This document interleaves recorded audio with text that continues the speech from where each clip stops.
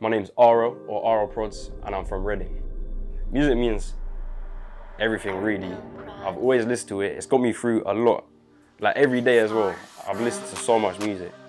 It's mainly, I started from listening to music and just loving music. That's why I make it. I use my own emotion and I put it into beats. Instead of thinking about having to lay down this, that way, having to structure my beats in a certain way. I just sort of put my own emotion into it and it turns out all right. Am I dreaming or is this phone really ringing? Couple bills made while the birds still singing. Good way to start the day, I'm due to make a killing. Told my first start 10 and the third 30 minutes. When I was young, like I had to, there's some neighbours down the road gave me a set of drums. I started playing drums and then it went from there basically, and it ended up just making beats. When I started listening to music that I found myself, like Afro swing and drill back in the day, that's when I started thinking, oh yeah, I want to make this sort of music. One day I was like at school or something, they'd have a computer, I'd go on GarageBand, I'd make something small and then it'd go from there. I'll start making more stuff, I'll go home, we'd had an old computer with like Logic, but it was like a Logic Express version. I'd start making a few things there and it just gradually built up like that. Shout out my bro Dex and my bro Maz. We used to, well, he was a producer and he used to record with my bro Maz, and I'll just sit in the background and then we'd do that, we'd chill, and I'll think, oh, this is what I want to do as well. And then he ended up using one of my beats and then it went from there.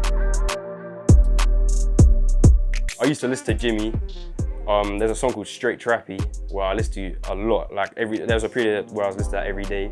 And then I was starting to make music at that point. So obviously I started making beats like what I was listening to. And then maybe a year or 2 years ago, I first shouted him, where my beats were shit anyway. But and then I just kept on sending to you. And then eventually he liked a beat, probably last year. And I started speaking to him on Instagram a bit, and then he ended up using it. I knew he had a song with me, and I didn't know if it was ever gonna get released. So I was relieved mainly, but also it was a bit unreal for me just because I was a fan of him ages ago. So he's got bars, so I was happy. I like being in places that I'm not comfortable in. That always makes me do something different with a beat or push me to do something else.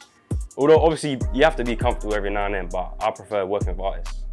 I'm still up and coming, so I couldn't sit here and give out loads of advice, but what I do really is I stay true to me. I don't really follow trends.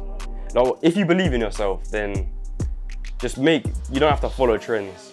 Just sort of do what you want to do, and if it's good enough, then it'll get used. And also believe in your future abilities as well, not just what you can do now. So first I laid down the main melody, which is a set of chords.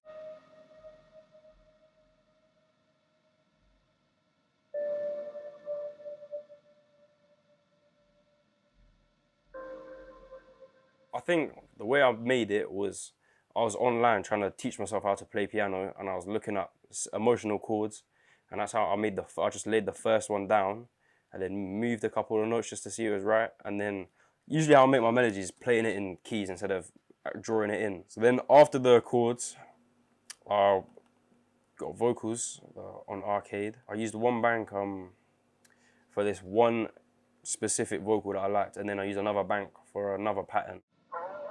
I like that just one vocal just because it gave a lot of emotion. And then there's the second pattern. It's very simple, but the contrast between the other one vocal, the other one was lower in pitch, and then this is higher.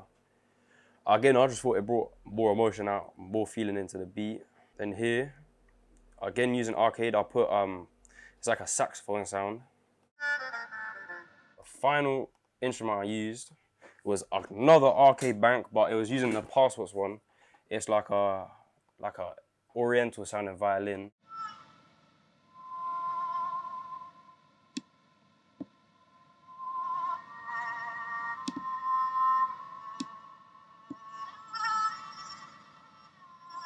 Even though it's a slow violin, it's quite busy, so using that too much in a beat would leave less space for the rapper, well, Jimmy, to spit on. This is what all the melodies sound like together.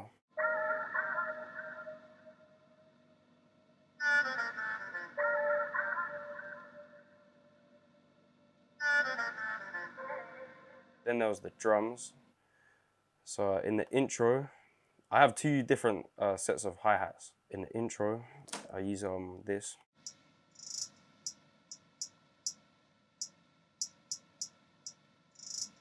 Even though there's some rolls and things, it's just quite a slow vibe. So I had 2 hi-hats going at the same time to make one pattern.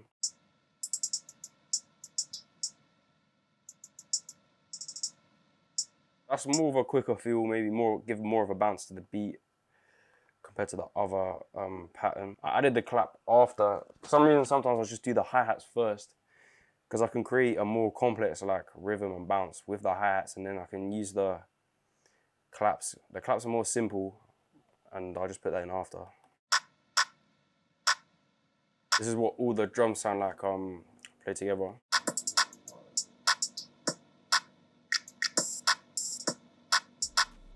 So yeah, overall I used quite a lot of layers for the beat, even though it still has a simplistic sound. Like, it doesn't feel like there's too much going on because there's a lot of hi-hats that have like a similar sound, similar like frequencies that we're using the EQ.